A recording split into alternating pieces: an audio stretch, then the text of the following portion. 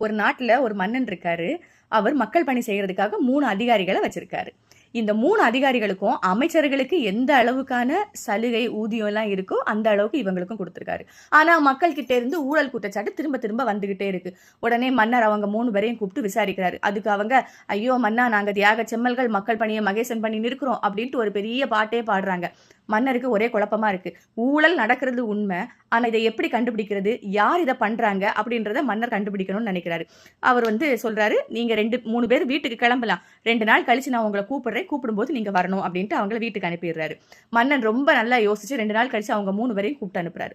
3 பேரும் வந்து அரசவையில நிக்கிறாங்க. மன்னர் ஆளுக்கு ஒரு சாக்கு பை கொடுக்க சொல்றாரு. அதை கொடுத்துடுறாங்க. கொடுத்துட்டு சொல்றாரு, உங்களுடைய பணி மக்கள் பணி. அப்போ மக்களுக்கு தேவையான வேலைகளை நீங்க பண்றதுக்காக இப்போ களப்பணி செய்ய போறீங்க, அதாவது ஃபீல்டு ஒர்க் பண்ண போறீங்க. இந்த நாட்டுடைய எல்லையில காட்டு பகுதி இருக்கு. அங்க போயிட்டு 2 வாரம் ஒரு மனுஷன் நல்லா சாப்பிடுறதுக்கு தேவையான காய்கறி, பழங்கள் என்னெல்லாம் கிடைக்குதோ அதெல்லாம் எடுத்துட்டு வாங்க. இதை நாங்க யாருமே திறந்து பார்க்க மாட்டோம். இது அப்படியே ஒரு ஏழைக்கு கொடுத்துருவோம். அந்த ஏழை சாப்பிட்டு வாயார உங்களை வாழ்த்தணும், அவ்வளவுதான் அப்படின்னு சொல்லிட்டு அனுப்பிடுறாரு. இவங்க 3 பேரும் காட்டு பகுதிக்கு போறாங்க.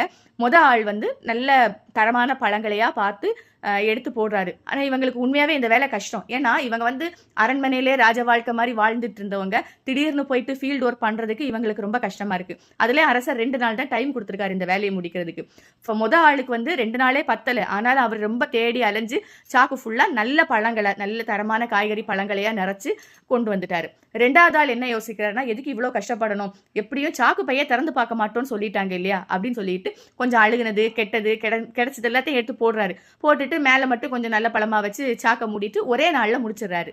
3வது ஆள் போறாரு. 3வது ஆள் இந்த கிடைச்ச சருகு எப்படி திறந்து பார்க்க மாட்டாங்க. ஸோ கிடைக்கிற சருகு எல்லாத்தையுமே, ஒண்ணுமே ஒரு பழம் கூட அவர் எடுக்கல. எல்லாம் 1 மணி நேரத்துல கிடைச்ச சருகெல்லாம் எடுத்து சாக்க ஃபில் பண்ணி கொண்டு போயிட்டாரு. இவங்க 3 பேரையும் 2 நாள் கழிச்சு மன்னர் கூப்பிடுறாங்க. இவரு 3 பேருமே அரண்மனைக்கு வர்றாங்க. அப்போ மன்னர் சொல்றாரு, இவங்க 3 பேரையும் சிறையில போடுங்க, 2 வாரத்துக்கு இவங்களுக்கு இதுதான் சாப்பாடுன்னு. இப்ப யோசிச்சு பாருங்க, உள்ளவர் மட்டும்தான் 2 வாரம் நல்ல சாப்பாடு சாப்பிட்டு உயிரோட இருப்பாரு. 2வது ஆள் அழுகி போன கெட்டு போன பழங்களை சாப்பிட்டு நோய்வாய்ப்படுறாரு. மன்னருக்கு தெரிஞ்சு போச்சு. அதனால மன்னர் என்ன பண்ணிடுறாருன்னா, அந்த பதவியிலேருந்து அவரை தூக்கிடுறாரு. 3வது ஆள் 2 வாரம் சாப்பாடே இல்ல, அந்த இலத்தலையெல்லாம் சாப்பிட முடியாது, செத்தே போயிடுறாரு. இப்போது மன்னர் அதிகாரியை கூப்பிட்டு அவருக்கு நல்ல வெகுமதிகள் கொடுத்து அவரை அமைச்சரா ப்ரமோட் பண்றாங்க. இந்த கதையிலிருந்து வென விதைச்சவன் வென அறுப்பான், தென விதைச்சவன் தென அறுப்பான் நமக்கு தெரியுது. நம்ம யோசிக்கிறோம், ஐயோ கெட்டது செய்யறவன் நல்லா இருக்கிறானே அப்படின்ட்டு. அரசு பணிகள்லயோ பொறுப்பான மக்கள் பணிகள்லயோ இருக்கிறவங்க கெட்டது செஞ்சா என்னைக்கோ ஒரு நாள் கடவுள் நிச்சயமா தண்டிப்பாரு. அதை மனசுல வச்சுட்டு அவங்க அந்த பணியை செய்யணும். நன்றி.